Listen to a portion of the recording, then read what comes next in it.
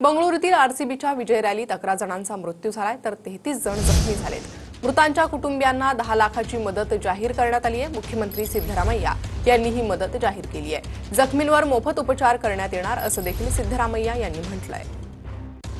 तर चेंगराचेंगरी दरम्यानची ही काही दृश्य समोर आलेली आहे। बंगळुरूतील आरसीबीच्या विजय रॅलीत ही दुर्घटना घडलेली आहे। तब्बल 11 जणांचा मृत्यू झालाय तर 33 जण जखमी झालेले आहेत।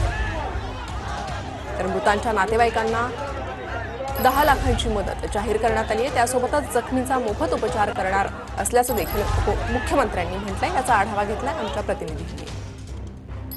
आरसीबीच्या संघानं आयपीएलचं जेतेपद जिंकल्यानंतर 18 वर्षांनंतर बंगळुरू शहरामध्ये आरसीबी फॅन्स कडून जल्लोष आणि विजय मिरवणूक जी आहे ती काढण्यात आली।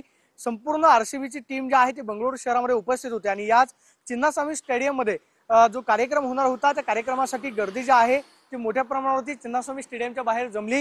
या चिन्नास्वामी स्टेडियमवरती अनेक आंतरराष्ट्रीय सामने जे आहेत ते सुद्धा खेळवले गेलेले आहेत आणि या स्टेडियममध्ये त्यांची विजय मिरवणूक काढल्यानंतर सेलिब्रेशन जे आहे ते होणार होतं।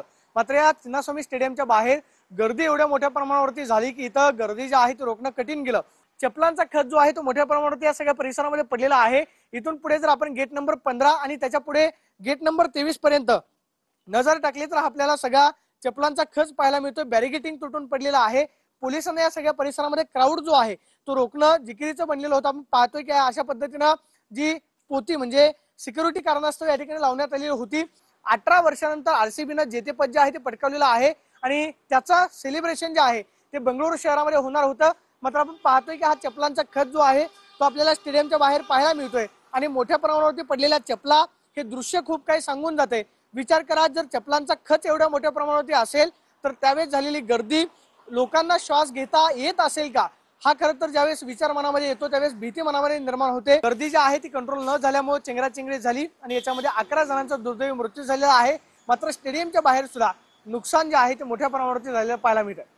कॅमेरा पर्सन अभिजित पिसेसोनी प्रदीप कापसे, TV9 मराठी, बेंगलोर।